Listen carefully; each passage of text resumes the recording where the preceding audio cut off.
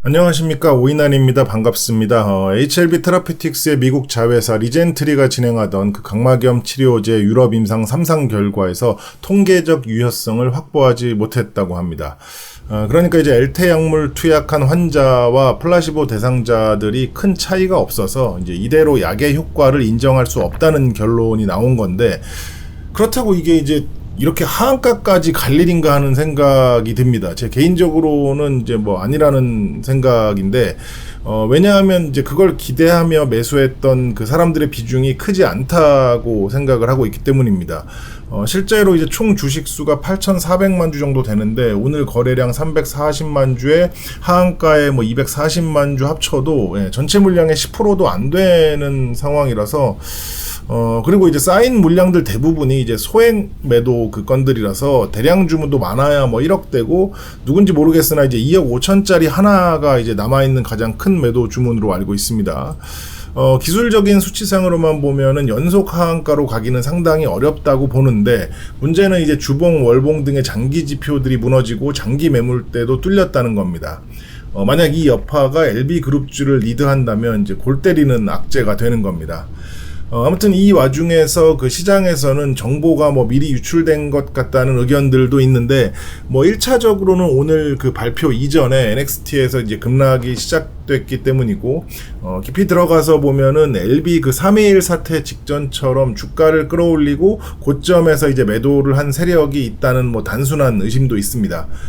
물론 이제 3.21 때와 비교하면 그 수급이 많이 빠지지도 않았고, 하한가 대비 이제 수급 변동폭도 크지는 않습니다. 그러나 이제 최근 그 10에서 20거래일 거래원 데이터를 보면 메이저 그 외국인 창구에서 꾸준한 그 매도 우위가 이어졌고, 공매도 잔고가 이제 2배나 증가했기 때문에, 그리고 특히 5월과 6월에 새롭게 등장한 그 공매도 잔고 대량 보유자 기관이 2개나 되기 때문에 뭐 정보가 유출되지 않았나 하는 이제 의심을 하는 사람들이 있는 거죠. 그런데 이제 제 개인적인 경험과 생각이지만, 제가 주식시장을 20년 넘게 지켜본 결과 뭐 주식시장에서 미공개 정보 유출은 항상 있어 왔고, 그 중에 범죄로 증명할 수 있는 것은 극히 일부였습니다.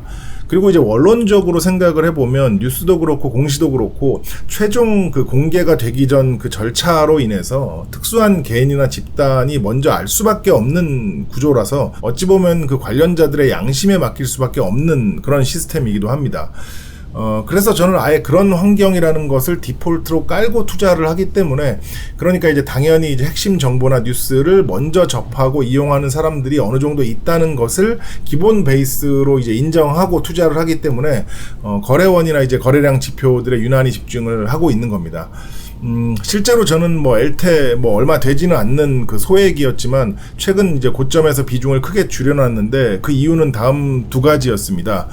먼저 LB를 포함한 다른 그룹주 비중이 크기 때문에, 만약 엘테가 중단기적으로라도 LB 그룹을 리드해서 견인하게 된다면 뭐 나머지가 이제 올라갈 테니 상관이 없다는 이유였고, 두 번째는 이제 단기적으로 그 엘테의 리드가 견인 역할을 하지 못하는 결과가 너무 뚜렷이 나타났기 때문입니다. 아무튼 그런데 이제 문득 이런 생각이 들었습니다. 참 익숙하다. 네. LB 투자 7년간 이런 유사한 사태나 상황들이 여러 번 있었기 때문에 이제 놀랍지도 않고 이제 참 익숙해하는 그 제 모습을 보면서 뭔가 좀 잘못되긴 했구나 하는 생각이 들었습니다.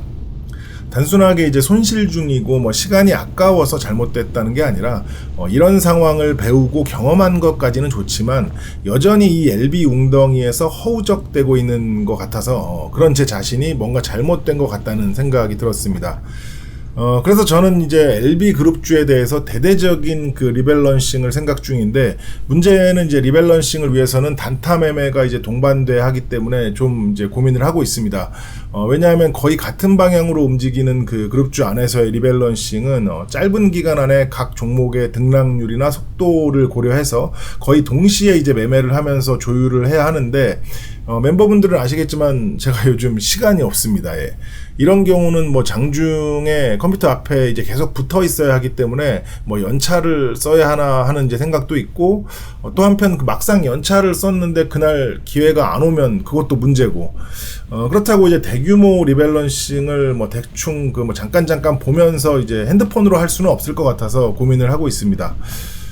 끝으로 이제 LB를 보면 제가 그 요즘 귀 아프게 말씀드린 대로 여전히 이제 박스 하락을 이어가고 있는데, 반등의 시작은 61선 위로 올라타야 하는 거고, 반등의 완성은 이제 박스 상단을 돌파 유지해야 하기 때문에 뭐 현재 시점에서는 쉬워 보이진 않습니다. 반대로 주가가 기어코 박스 하단에 도착할 경우엔 박스 하단을 이제 지켜주길 바라야 하는데, 보통 이제 그럴 때는 깨지는 경우가 많았기 때문에 4만 원대에 있는 바닥이 깨진다면 나름대로 이제 충격을 받는 분들도 꽤 되실 겁니다. 어떤 분들은 뭐 세력이 주가 관리를 하기 때문에 그런 하단은 뭐 절대로 안 깨진다고 하는데, 그런 건 이제 장기 매집에 의한 장기 박스 하단이고, 지금 이 박스는 이제 중단기 박스라서 이제 해당이 안 된다고 생각을 합니다.